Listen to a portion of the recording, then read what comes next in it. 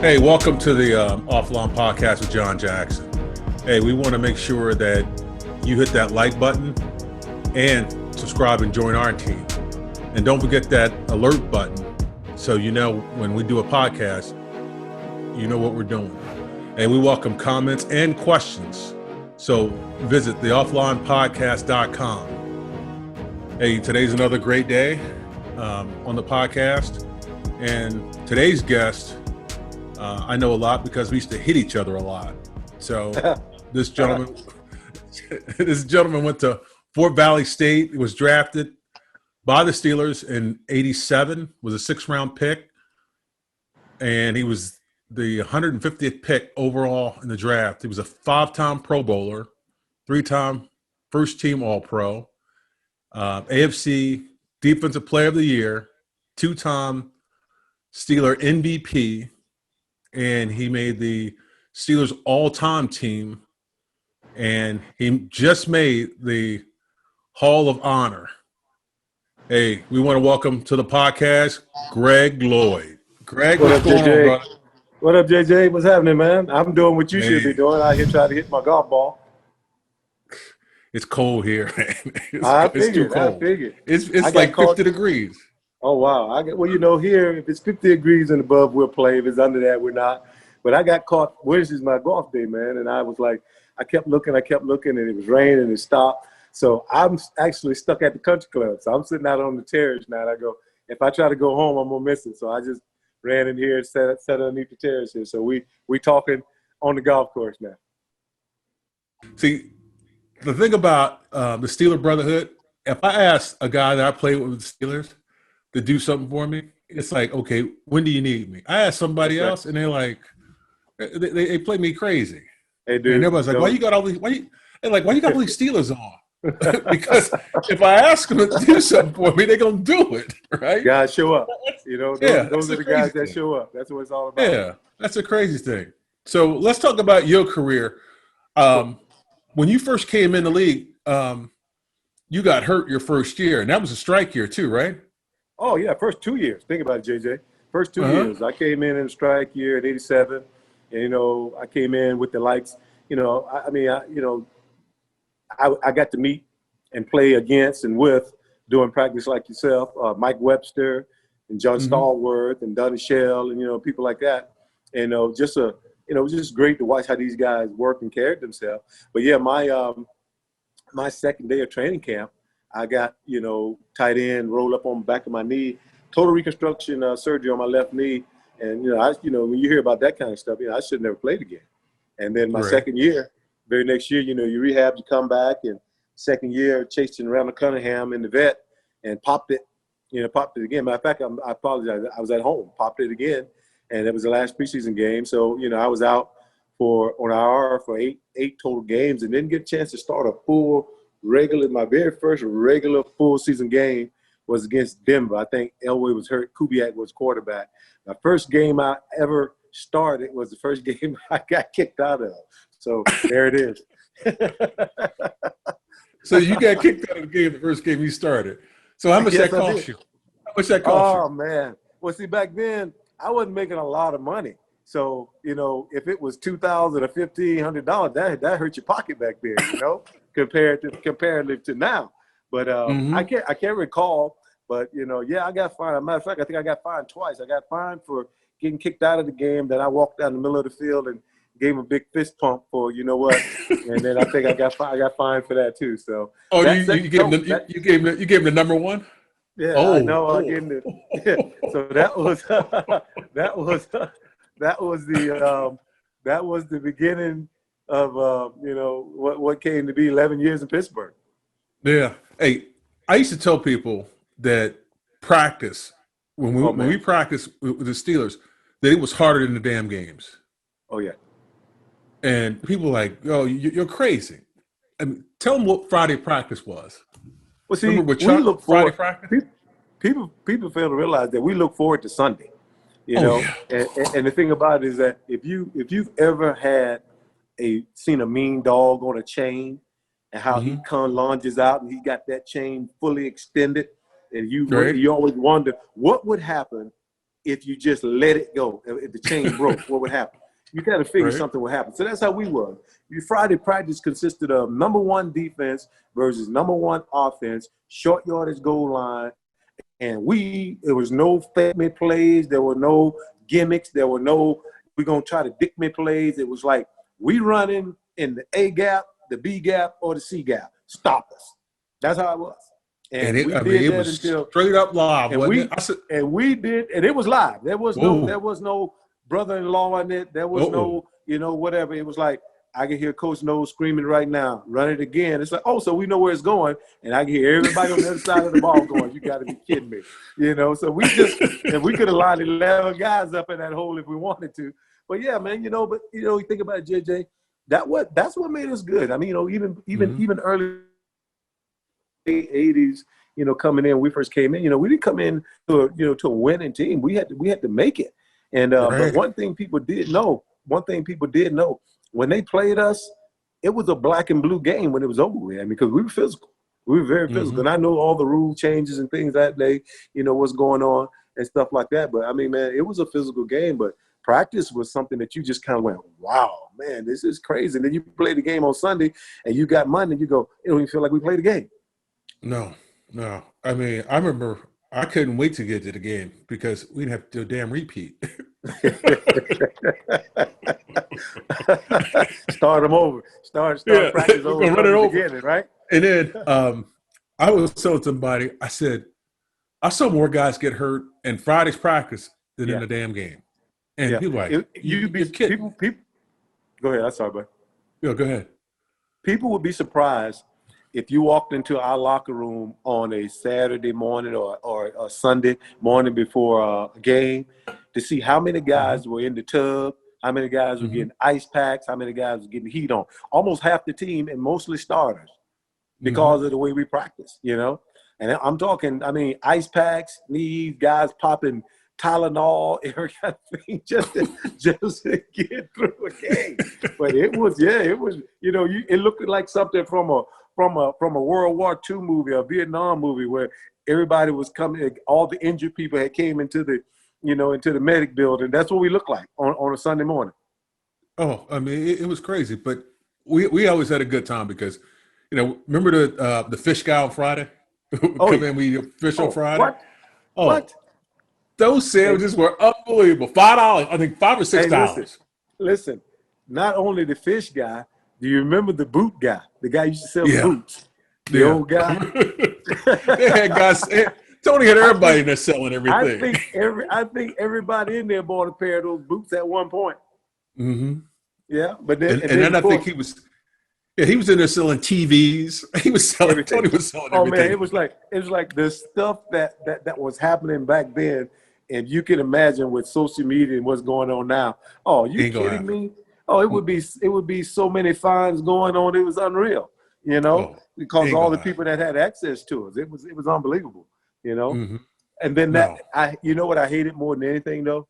What's that? I hated that walk over to that short little freaking 80 yards. You got to go around that Kaufman building. Oh man. It's like, first of all, everybody can get hit by a car. Everybody can get hit by a car and everything. We got to walk from the stadium, past the Kaufman building, in the road, past people to get to this little field, right? And stuff. So it was something else, man. It was something else. But it was, like you said, when you look back on hindsight 2020, if you had to do it all over again, you do it twice again. You do it twice again. No, you would do it again. I mean, it made us who we were, man. Big time. Oh, so remember when Carol first got there, and he kept telling everybody, "Calm down. We can't practice like this." And he goes, "Take it off," and we still hit. All you heard was thump. That's how we practice. We should go to the defense, and we should go, okay, we know how to end this practice really, really quick. All we got to do is just start hitting them, and we're going to end this practice. So I remember he called practice up and go, "We are not playing against the Pittsburgh Steelers on Sunday." It was like, man, this is all we know. We got to teach you something different. This is all we know. Teach you something different because we will hit you. That's how it was. But man, and then he tried to take the pads off. And so we got the shells on, and we were still hitting each other. It's like we got shells on, and guys still running downhill. It's like you're not going to let no guy push you off your mark or things of that nature. So it's like, we might as well keep these pads on, man, and stuff like we might keep them on. But I'll tell you what, though, JJ, had we started out like that, it might would have, to be totally honest with you, it might would have given most of us, 2-3 more years. You never know, maybe 5. The way we practiced, because when we really did, we didn't really get down until it was like 9 on 7. We did 9 on 7. And when we really had to crack heads, and then it was like we didn't do that many of those. As soon as we got done doing those, we took the pads off, and it was like, hey, as long as you were going fast and knew what you were doing, it was cool. But we came from that era of, Pittsburgh was blue collar, man. It's like, hit you in your mouth. That's what it's all about. Oh yeah. Hey, so tell me, I want to know your well, let's back that up. Let's go to the I'm gonna do a segment called First Down. Okay. So tell me your hardest hit. First hardest hit you ever hit somebody. Oh man, I got 2 that measure up there. I got 2 of them. The first one was Christian Okoye. Really? And I are good friends right now. The Nigerian night train, huh? The Nigerian nightmare. Playing Kansas City at home. That's the first time I played against John. Me and Jay Hayes almost got in a fight in the middle of the field in that game. And we boys now. We out there. Jay Hayes holding me, man. We almost got in a fight in the middle of the field there. But I was on a blitz, and Christian Okoye, they gave him the ball, and he was running downhill. I hit him. He hit me. You can call it whatever you want to call it. It was a stalemate. And, of course, we kind of, we failed. We both fell down. I get up, walk back to the huddle. And I remember Thomas Everett looking at me and going, hey, 9-5, you all right? And I just shook my head like, nope. I'm like, nope, but I'm not leaving the game. But nope, that one took me about 3 or 4 plays before I could, really stop seeing stars. Then, what was the other one? The other one was Kevin Mack. Ooh. Cleveland Browns, Kevin Mack. I hit Kevin Mack again on a stunt. I hit him 4 yards deep in the backfield, and I think he gained 12.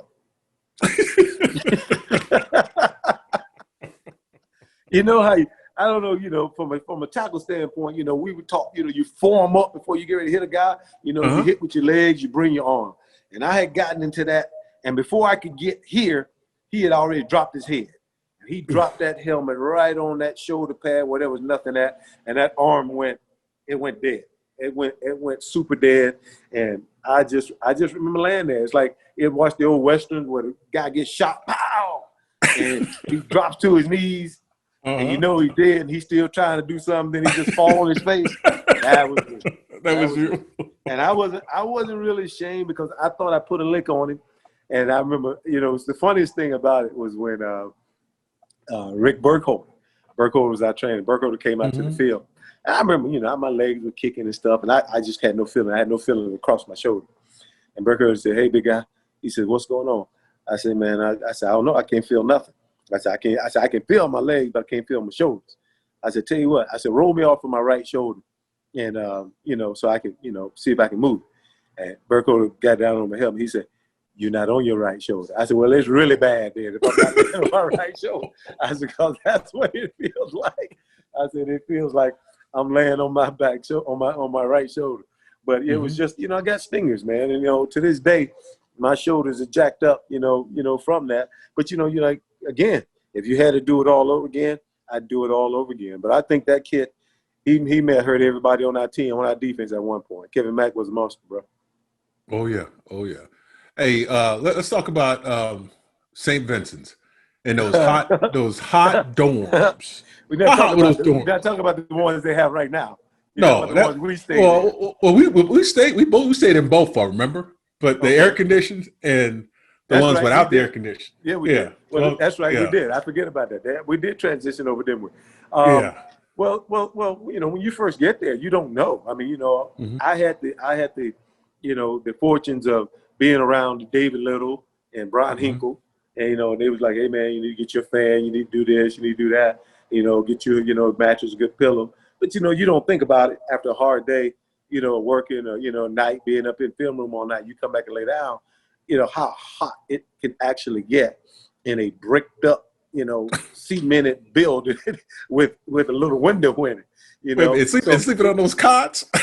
yeah. It wasn't a bed. It was a cot. Absolutely, it wasn't a bed. So you basically had to go buy like a blow up mattress or buy you a mattress or have somebody bring. I think guys at some point was renting beds, from these stores at some point. But the whole point was about they didn't want you to be comfortable at all. They just wanted to accommodate you. You had a place to sleep. You were there for one reason only, to get in shape and become, champions. That's what it was all about. So I get it. But, for us, it was like, to see the coaches, going through the same thing we went through was pretty cool. But it was like, it was miserable, man. I mean, coming out of that building already hot, then you walk out there, you can't see the mountains. You remember down there in Latrobe, everything sits down in that bowl. And we walk out that door. Because, we always watch film before we went out on the field. And you watch film, and you come out of there, and you look up and you go, Lord have mercy, it's going to be humid today, But that's the way it was, man. But, yes, I mean, honestly, I hated Latrobe. The people, I hear them talking to these guys interviewing some of these guys about training camp. And they're like, oh, I can't wait to get there. So, yeah, you can't wait to get there. You're only going to be there like 6 days. Yeah. Think about when we were there for 2 weeks. It was I think we were there more than 2 weeks because we got there. We were there a month. We were there 2 weeks. Longer. Yeah, we were 2 weeks before, and then 2 preseason games, and we cut out. But think about this. Think about this. I hated, my it was like the best part of Latrobe was when you left. That was the best part of Latrobe. Everybody want to say what's the best part of Latrobe. You can talk about Bobby Dale's. You can talk about all that stuff like that. That's good. That's part. But the best part of Latrobe was when you left. The worst part was when you first showed up. Right. And the best part too was see who could get to the city the fastest. What? without getting the ticket. Exactly. Because if you got a ticket, they will give you a ticket. Yeah. And if you got that ticket, the rest of it just flew right by you. You're like, ain't nobody waiting on you. They was like, yep, no. He got caught. It's wide open now. I remember that, man. That was crazy. Hey, tell me what kind of mentor was David Little? I mean, David was a great guy, and unfortunately, he passed away, and it's just crazy. Well, tell me, what did he do for you? Well, when I first got there, to be totally honest with you, David, because his brother Larry went to Bethune-Cookman, at HBCU. So when I got there, he was like, "Oh, we got us another HBCU in here, football." So he was kind of pumping me up. But what David saw me, do, he said all the time, he liked the way I practice. But then he used to tell me something. Hey, Rook, you got to slow down now. You got to slow down some, pace yourself, slow down and do this. So he taught him and Brian both. They taught me how to practice, but they also taught me how to study. And they taught me how to study by almost embarrassing you because, you mess a play up and, they would look at you like, hey, man, give your playbook. That was something we used to say a lot. Hey, man, you didn't get your behind in your playbook. You didn't get your behind. Not that you wasn't in it, but it was like one of the things that I guess about me that I'm sure a lot of guys felt the same way. Didn't so much care about what the coaches said, about what the coaches thought. All I cared about what those other 10 guys said because I got to play with you guys. Peer pressure, what my peers said and what my peers thought of me meant more than what a coach thought of me. Because at the end of the day, coaches coach. Coaches standing over on the sideline.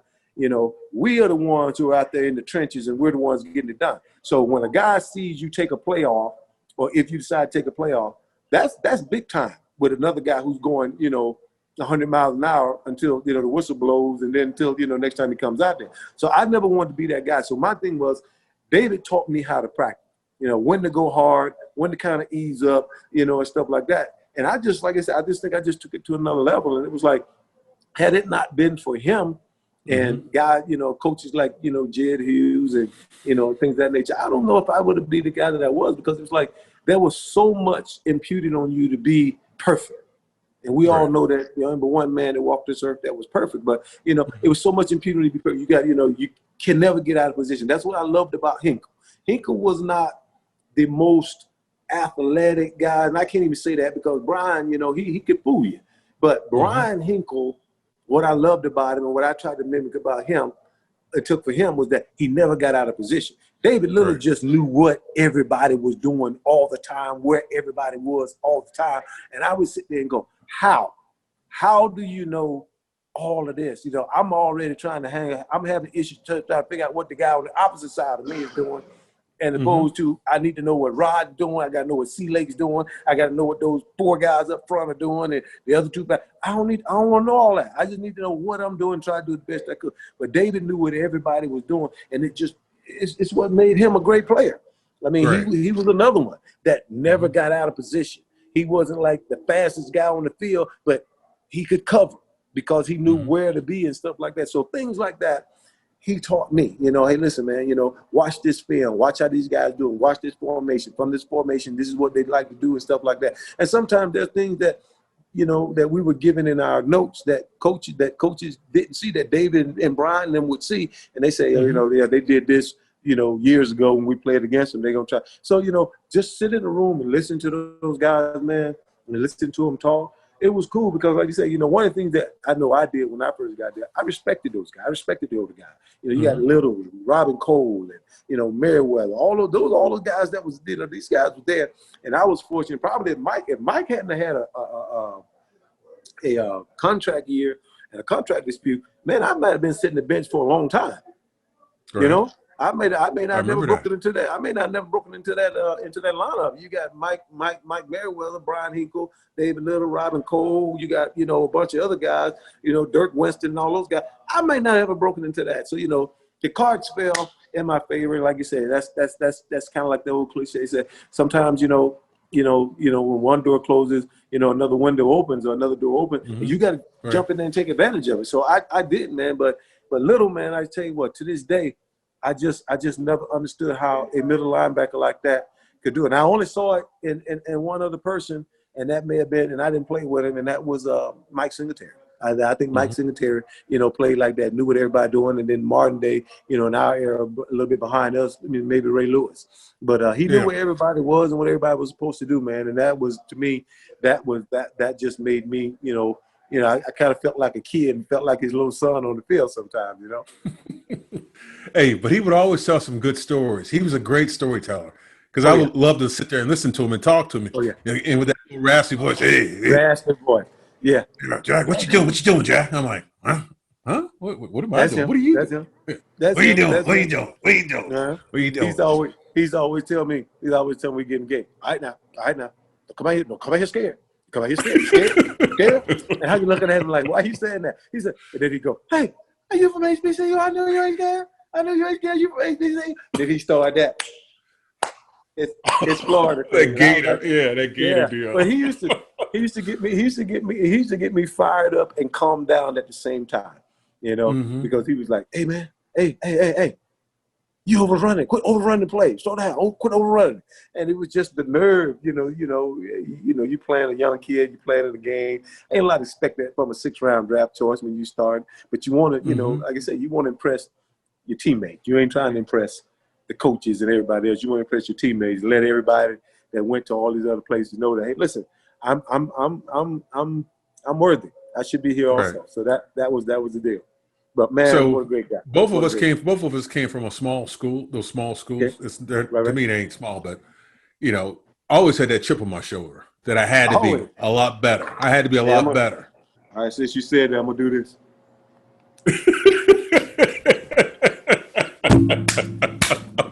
Oh, that's great. That's right. But you had that chip on your shoulder though, because you came from a small school. Still do. Yeah. Because you didn't want nobody to outwork you, right? And damn it, nobody was going to beat you. I mean, that's right. You know, everybody's going to get beat once in a while, but you ain't going to beat me down because I'm going to show up like over and over. You remember you guys used to get those coaches used to give you guys all those those scout reports. You know, you get scout reports on defensive guys. We get scout reports on offensive guys. And every once and again, they got a guy on there that, you know, I say it like this, and I hope, like I said, we just call it shit to deal with. This guy right here, shit to deal with. And so you watch him, you see his name, you see where he went to school at, then you start watching film, and you start looking at it, you listen to the coach, you watch the film, you look at it, and you go, I don't see what they see. Maybe they see something. Maybe they see something I don't, but I don't see what they see. You know? And so now it's like, you know, if it was my son and my son is going to, he played baseball before he played football. And he's going to play baseball, and there's a picture up there, and I go, hey, listen, man, this picture ain't got nothing. And now this picture may be very good, but I'm going to tell him that this picture ain't got nothing for his confidence. Our coaches didn't do that. Our coaches came in like, yep, this guy's deal with. And so my thing was, I would always look at school and I go, okay, so I'm going to get somebody from Nebraska, somebody from Clemson this week, somebody from Notre Dame this week, somebody from Kentucky, Alabama. Okay, it don't matter, because at the same time, we're both at the same place. All that's going to matter is that when the game's over with, did I win more than I lost? Correct. If I won more than I lost, even if we lost the game, individually, it's a win for me. If we won the game, even more now as a team. So that was my thing. Like you said, my thing was in the off season, when we got our running and we got our all stuff, I'm like, I don't know what these other guys around the league are doing. I don't know what my teammates are doing. But guess what? They're not going to outwork me. So I'm gonna develop myself. I'm gonna get faster. I'm gonna get stronger. I'm gonna study. I can't do the same stuff I did last year because people seen that before. So you got to get better. You got to get better. And that was the deal. And at that point, I got, like you say, again, you're still being looked at as, oh, you went to fullback. I remember jogging around the field, getting ready to play Cincinnati. Who's the fullback they had? That fullback over there, kind of big guy. And I heard him say to God, "Oh, that's Greg Lloyd." Oh, I thought he was bigger than that. And I just looked and I checked it. Well, you know me. So you know me, so you already know what the deal is, right? So it's like first play, I'm looking for him. I don't care what the deal is, the very first play, that's who I'm looking for.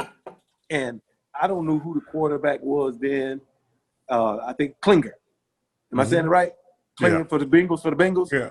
Klinger was the quarterback. When you guys beat the crap out of him, you sacked him like 10 times. Yeah. And I ran this kid over and sacked Klinger at the same time. And it was like, hey man, size don't mean nothing in this game, man. Size don't mean nothing in this game. You better have some heart, and I'll be back. I'll be back. And see, back then, see, that's why I don't watch football now. It's hard for me to watch it now because it's like, oh boy, I hope I can say this and nobody gets mad at me. It's like when you're watching quarterbacks have good games, I can remember running around the field. We run around the field. And me and Warren Moon are cool. At the time, we weren't cool when we was playing, but we cool now. I remember running around the field, and I get close to Warren. I'd be like, all right, boy, you better be looking out. I said, every time you see me run around here, you might want to duck. I said, you never know when I might be trying to catch you from the back. Because we could talk trash in pregame warm-up. We can talk trash. It ain't no fight, but it's all good. It wasn't a, hey, man, I got a hit out on you. It's like, if I can get to you, I'm trying to take you out of the game, no doubt now. But I ain't got no hit out. I'm just letting you know I run around the field. But just imagine if you could do that to Tom Brady. Tom Brady's out there throwing the ball, and I'm running around him and go, hey, Brady, every time you do something today, I'm babysitting you. When you go get water on the sideline, I'm the guy that's going to be handing it to you. I'm gonna be your daddy today. So imagine you doing that. They would come and probably arrest you. They would probably come and arrest you on the field. Oh yeah. So that for that part of the game, I thought it was gamesmanship because, like you say, coming from HBCU, and we did a lot of that. I mean, you had to play, but we did a lot of that, man. I mean, it was just trash talking. Now, I mean, if you say doggone on the field, you might get a letter the next day. So from that standpoint of it, it is what it is. And then, like you say, I don't know, man. It's just I've always thought that when you looked at the rosters on teams, you think about it. When you look at the roster, you think about why would people be concerned about HBCU when there have been before me. Great guys from HBCUs. I mean, let's not even just talk about. I mean, we talk about Walter Payton. Yeah. I mean, was he not one? I mean, other than Emmitt Smith being the leader, who had that title before Emmitt Smith had it? A black college guy, a guy from black college. Jerry Rice, he still hold probably a bunch of records. Where's he from? Mississippi Valley. I know. That's a black college. Willie Todd, his quarterback. That's his quarterback, black quarterback. And you can go on and on and on and on. Even from the Steelers, Mel Blount, Southern University. Donnie Shell, South Carolina State University, and just keep going and keep going. And so it's just so many guys that have just superseded what people thought that they were going to do, because they never thought of their college, like you said before, as being a small college. They just thought that's what they had. It's like a kid. Like if you grew up and all you got is one pair of shoes and somebody else got 4, and they laughing at you, ain't nothing you can do about it until you get into a better situation. You got to wear what you got to wear, you know, and be proud of it. You wear what you got to wear. You be proud of it till you can put yourself in a position where you can do better or get better. Because, you know, that's not on you most of the time. That's on your parents. And that's why they send us to school and to college so we can get better. So, you know, I look at it from that standpoint of view, man. And like you said, you just take it and use it as fuel. You don't use it as, I don't like SEC, I don't like the ACC, and no, you just say, you know what, I'm proud of the HBCUs and the HBCU guys that actually get into the league and play. I'm proud of them because, you know, it's almost as if schools look at them and say, hey, if you was at University of Georgia, Alabama, you might be third string. It's like, wow, oh, wow. You see, that's the insult. And that's the insult. Because, like I say, I wanted to go to Georgia Tech.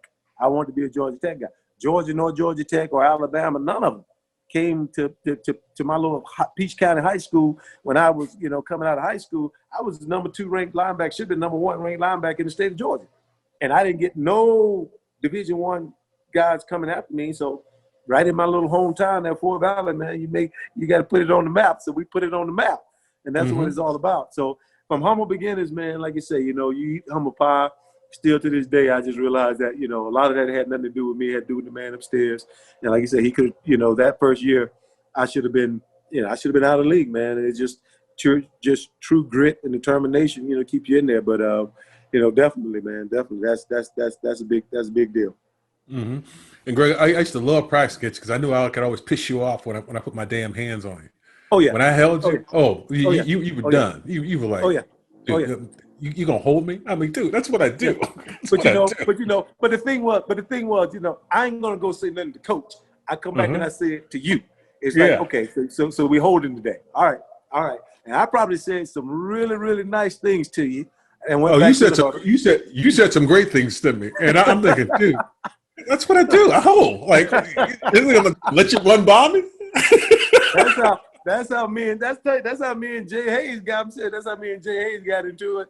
And Cass is like, dude, so you're gonna hold me all freaking day? Are you gonna hold me all day? You know? Yeah. You know he was gonna hold you. And so that's what he did. He came back. We was in the middle of the field, man. We had squared off, and he go, hey man, that's what I do. You know, like I hold you. You know, you're gonna complain about it. You know, you complain about it. You do something about it. So I turn back and look at him. I go, okay, he got balls to tell me that's what he's going to do. So here we go. But yeah, man, but that's what you want, man. You want that kind of competition, you know, and, you know, the harder it is, you know, the more I think good players, you know, going to rise to the top, man. And like I said, man, you guys did it, man. I used to always think, you know, tell you guys, like, you guys had to play against LT and people like that. I said, hey, man, don't let LT get no sack today. This is our house. Don't let LT come here and get no sacks today, man. You guys held him, man. You guys did. Yeah, we did a pretty good job. Literally held him sometimes. If we had to hold him. Y'all literally. If we had to drag his ass out on the ground. But, and Bruce didn't get there. I used to say the same thing about Bruce, because me and Bruce used to always, you know, Bruce one of my boys now I play golf with. And Bruce used to, you know, be walking around the field. I said, listen, man, don't y'all let Bruce Smith get no sack today. No, y'all keep it, man. And Bruce can have to look back on it. He can almost count how many sacks that he had against Pittsburgh and them 200 he got. And it wasn't that many. It wasn't that many, man. Because, you know, Bruce used to do all the talking. He would talk all the time. Oh, I know. I'm like, and I wouldn't talk. You know, I ain't talking. I'm like, shit, I got some shit to do. So, yeah. And everybody's talking to him. I'm like, you gonna talk to him? Fuck that, I'm gonna block him. That's right. I ain't gotta talk to him. That's right. I'm gonna do my job. I'm gonna do my job. Yeah. There it is. And that's the whole thing. Do your job. Hey, that's what it's all about. Remember, so who was considered your best friends with the Steelers when you first came? Oh gosh, right off the bat, Tyrone Stowe. Remember Stowe, that big old head? Oh, I got remember that. Oh yeah, I know. Remember Tyrone Stowe? We remember we had it was a field goal. Are you talking about Gary Anderson? You talking about Gary Anderson? And I'm sitting there going, you got to be kidding me. And he knocked all his teeth out in the front. Knocked his teeth out of his mouth. That's right. Yeah. That's right. and he looked at Chuck. You said it was live. I know T Stone thought he was cut, man. He said, but you said it was live. Oh, Gary. That was crazy. Dude, he was spitting his teeth out. Oh yeah. But yeah, T Stone was my dog. Still is, man. T Stone's in Arizona now, and he's a pastor and everything. So he's like Pastor Stowe. But T Stone, man, I have to go with Larry Griffin because Griffin and I still play golf. Matter of fact, they coming up. Griff, Thigpen, Leroy Thompson, and Jerome. And Jerome, we're going to play next week here in Atlanta.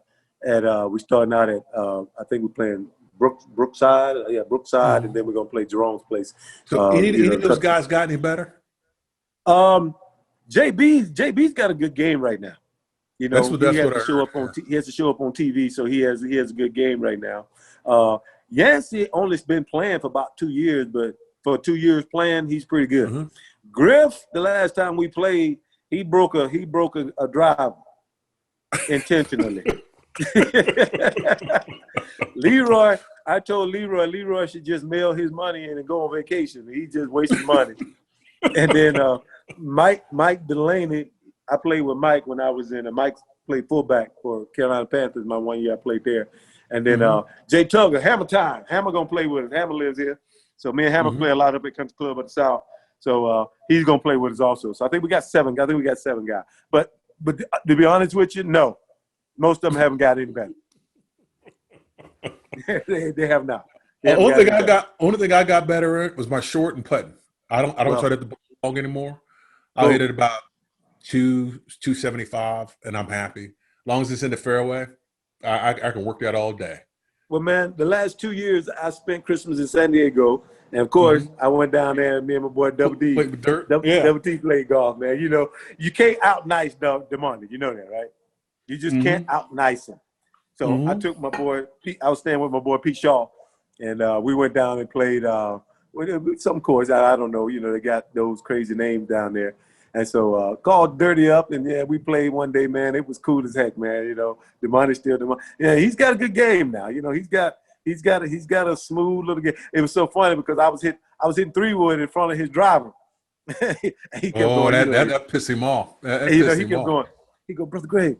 He said, man, you hitting that 3-wood? I said, yeah, I got to because I can't hit this driver. I said, if I put this driver up, I'm going to be in all kind of trouble.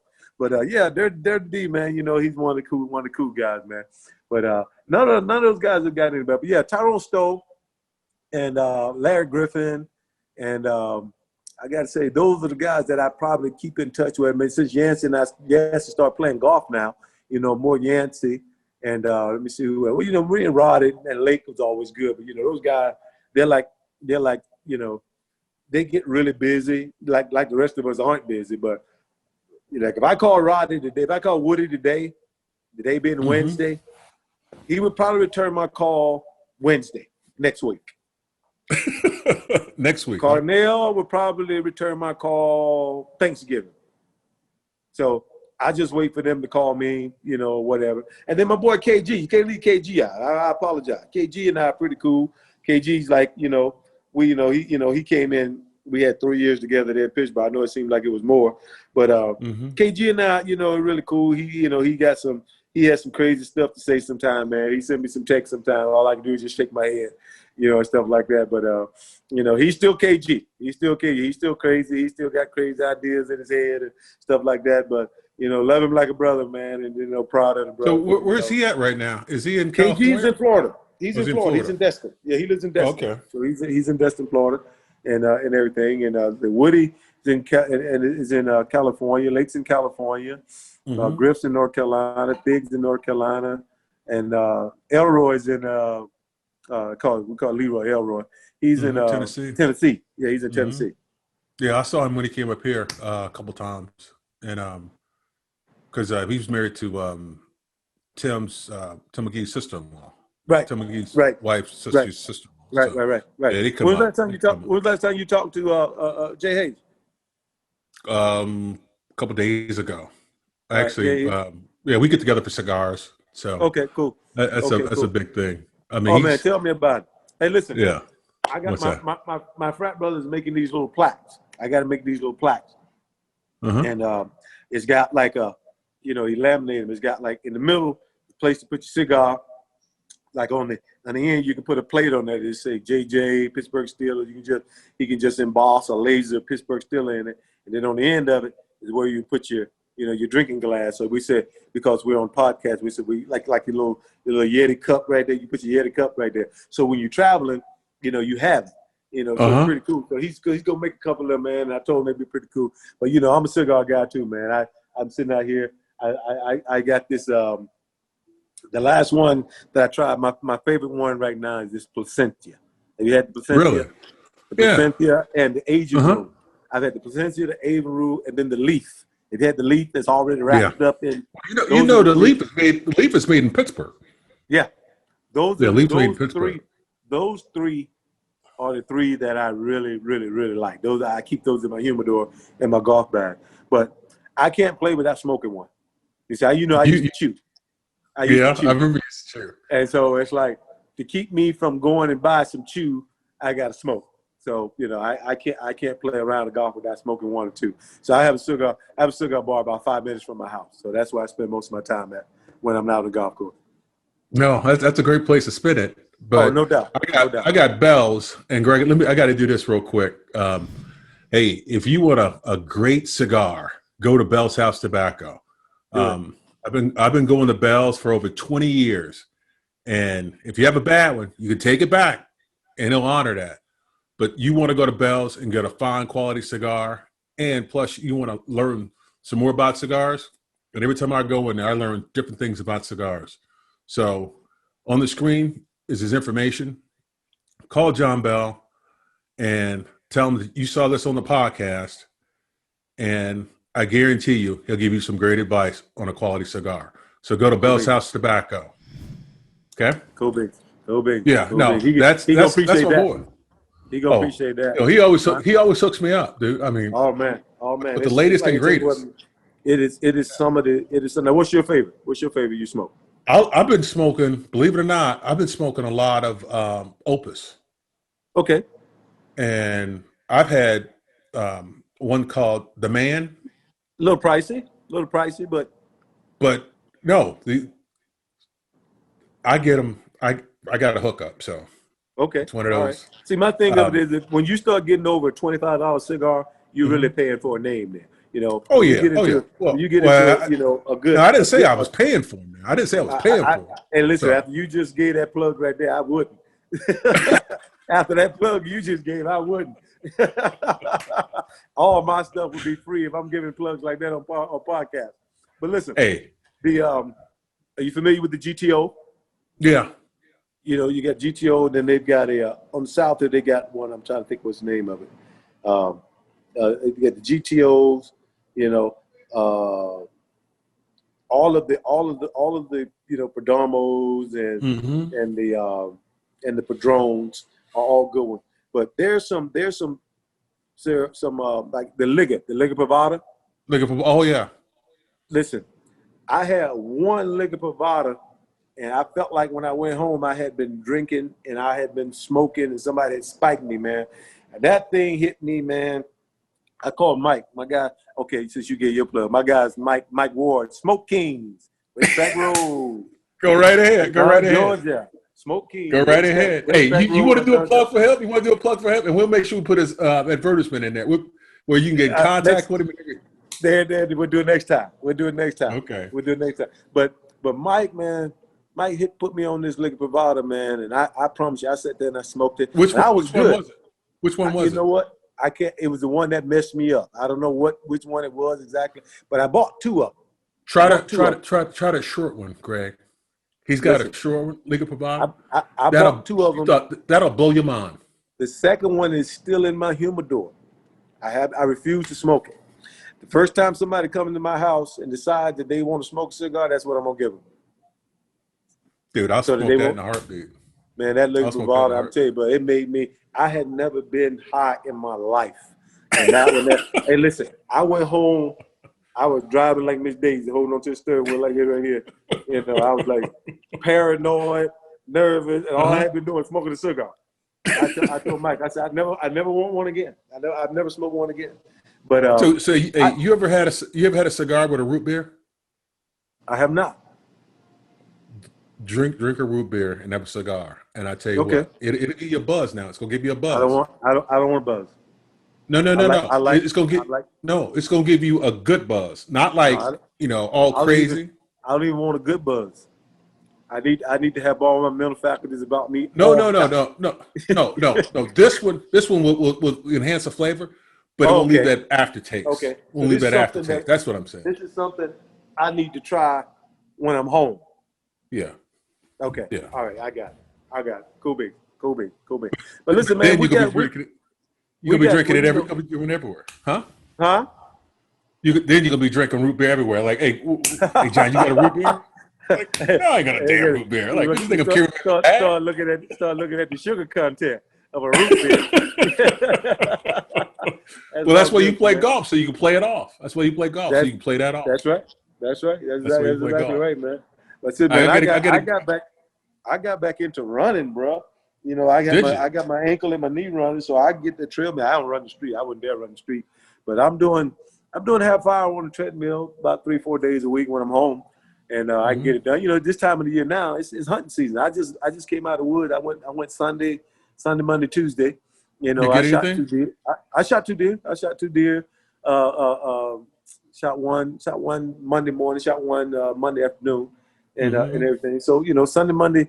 It's hunting here now, and then probably about another week or two, we get the rut coming in. So trying to do that and trying to play golf and keep the game going, it's like I said, I know people going, oh, what a tough life, but it's like I'm playing against these guys in golf. They ain't playing. We ain't playing for free. They trying to take my money.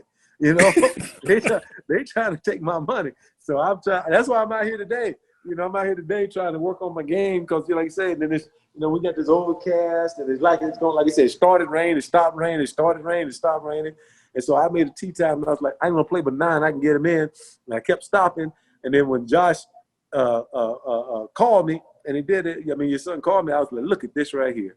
I was like, buddy, I had to come off the course and come up here and put my bags in. I came out here, like I said, on the deck. I said, because I ain't got time to make it home. But if I make it home, I'm going to miss this. So here I am. No, I appreciate that, dude. I really ain't no appreciate problem, that. Ain't no problem at all. No problem at all. I'm trying to think, what else can we talk about? Hey, have you talked to Dirt? So when's the last time you talked to Dirt? Dirty Red? Yeah, no, Dirty I haven't D. talked to Money since about it's probably been shortly after the March, April, probably after my birthday. Right after my birthday, we kind of, I just hit him up and just see how he was and stuff like that, and ask him about his wife and his stepdaughter and stuff like that. So, that was about it. But I haven't, I can usually talk to Pete Shaw, and Pete Shaw can kind of, because I think he sees Dirt sometimes playing golf in San Diego and stuff like that. But I haven't talked to him in a while. Since you said that, I'll probably give him a call here the next day or two. Since you said it like that, but I try to keep in contact with a lot of guys. Like I said, keep in contact with me. I got friends of mine that probably like you, that had nothing to do with football. Yeah, we won't talk for 6 months at a time, and then when we pick the phone up, it's like we didn't miss a beat. Right. And so I have some of football, some of the football guys that are saying, well, you know how we are. We get busy, like you said. You got life doing this and other things. You got family. You got a lot of other stuff you got to do. So the last thing you're thinking about is what Greg doing. If I get on your mind, that's cool, but that's the last thing you got thinking. It's not that you don't care. It's just that, hey, you got a life. I get that. And so same way, when somebody runs through my mind, I try to take time and call him. Now, Hinkle is the worst. Hinkle is the worst to call. He's the worst to call. I call Hinkle. Was the worst to call. He was the worst to call when he was playing. He was the worst to talk to when he was playing, even for me. And I was in the huddle with him. But you can call Hink up, and he probably got you on a 2-minute warning. He got you on a 2-minute timer. If you go over 2 minutes, he'd be like, all right, man, okay, all right, y'all got to get away, got to go. Click. Don't even say bye. Click, all right, man, you're another bye. And he'd be like, what did he say? It don't matter. He's gone. That's him. But he's still, he's still my boy, man. We still talk. But I still talk, like I said, I talk to Robin. You know, Mike Merriweather and I text a little bit, and you know, that's how they say. You know, other than that, man, like I say, every once and again I run into, you know, some of the fellas, but a lot of guys, like I said, a lot of guys that I play golf with now, you know, they're from other teams. You know, we got there's a lot of retired athletes here in Atlanta, man. A lot of retired athletes. Like I say, you know, my boy Jay Tuggle and, you know, and stuff like that. So we you know, we get together, and, you know, Victor Green's up on his end, and everything. And Hines is here, and like I said, JB's here, Timmy Lester's here, Kevin Henry's here. You know, I haven't seen him, but what was that old crazy kid, the crazy DB that went to Georgia Tech that we had there for? Lethon. We had Lethon. I think Lethon is here, and stuff. So we got a lot of still guys, you know, up on his end. But like I said, I don't run into it because I don't hang out. Even before this pandemic, I'm gonna go to the golf course, go to the woods, go to the house. That's what I do. Right. I don't even think about it, bro. I'm 55 years old. I ain't got time for this young man game now to be out here doing all this craziness. I can't do it because, you know, these cats now, man, they shooting people. You know, right. Me and you two, we two, you know, like I said, I know too much to let some cat walk up on me. But, you know, like I say, we can't stop no bullets, you know, stuff like that. So, you know, we just pray for this nation, man. We pray for these young cats and stuff like that. But for the most part, man, like I said, I mean, I think everybody's doing pretty good. I tell you who I talked to for a while, and then just kind of got back in touch with Tim Worley. Remember Worley? Yeah. Yeah, Worley Bird's doing well now, man. I think he is I know he's saved. I know he's a saved man. Because, you know, he's been, you know, every time he's sending me something, it's got to do with the word and stuff like that. But I think Worley moved. I think he moved to North Carolina. He was living somewhere in Alabama. I think he was living in Alabama for a while. But he and his wife now are in North Carolina, man. But doing good. Good guy. He turned his life around, man. Different guy than he was when he played with us. Totally different guy. Good thing. Very good thing. No doubt. No. Hey, Greg, I want to thank you for doing this, dude. I really do appreciate it. No problem. Hold on one second now. Hey, I want to make sure that, you know, everybody goes and votes on November 3rd or before November 3rd. Hey, we got to make sure that we make some changes, and we need some changes, and we got to go vote. So, well, you know, vote. The thing of it is, there's some people that, you know, we just, you know, our prayer is that, you know, the Lord will get these wicked people out of these political office, and that He'll put people of wisdom and people of faith in these offices. That's what our prayers are. But like you say, we still got to do our part. Our part is going out and voting. I voted over a month ago, you know, and stuff like that. I got it in. But like you say, man, that's what it's all about. And you know, we don't panic, because at the end of the day, you know, none of us are in charge. You know, we don't know what tomorrow holds for us, but all we do know is that who's in charge of tomorrow. So that's who we look forward to. Like I say, when the world is stuck on all this other craziness and stuff like that, you know, we have to stay near and dear to you know, to God. That's what it's all about, man. So, you know, we preach that. I know sometimes we say some things and we think some things that's crazy, but like I said, you know, what I love about it is that Jesus loves us the way we are and how we are. You know, of the 12 disciples that He had, not one of them was perfect. He chose all imperfect guys. So He can use anybody. So, you know, don't go feeling guilty or shame about anything that you've done in your life or anything that you're doing in your life, because like I said, if he can change 12 and 12 can follow him, He can change me and you, bro. That's what it's all about. And you know, we stand on that. We have to stand on that. And Greg, I also want to mention too that you should be in the Hall of Fame. It'll happen. It's going to happen, but you should be in the Hall of Fame. I mean, appreciate it, man. I played against enough Hall of Famers. This guy should be in the Hall of Fame. Well, I mean, this guy should be in the Hall of Fame. I mean, especially practice. Dude, you kept me sharp. You kept me sharp in practice. And I was like, well, it's like this, JJ. You know, they say iron sharpens iron. That's what the Bible says. Iron sharpens iron. So I couldn't keep you sharp if you didn't keep me sharp.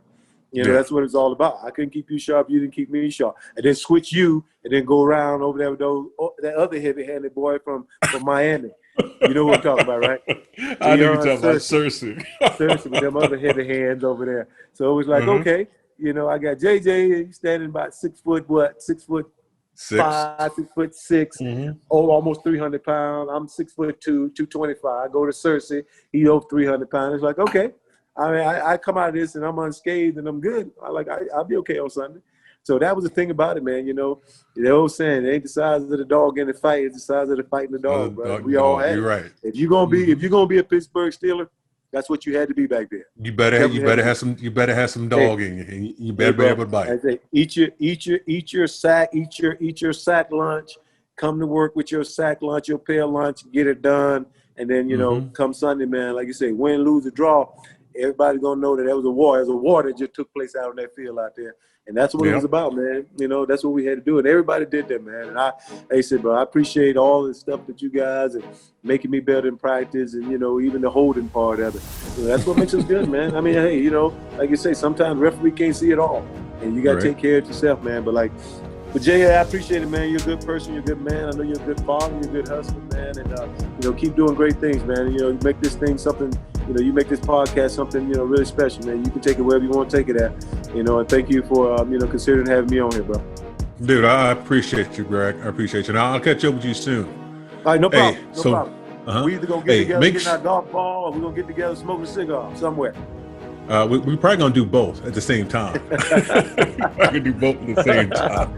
It can be done. It can be done. Yeah. Hey, thanks for listening to the Offline Podcast. Hey, make sure you subscribe to our podcast. We want you to join our team. And everybody have a great day. And thanks again to Greg Lloyd for coming through for me. Really appreciate it. And have a great day.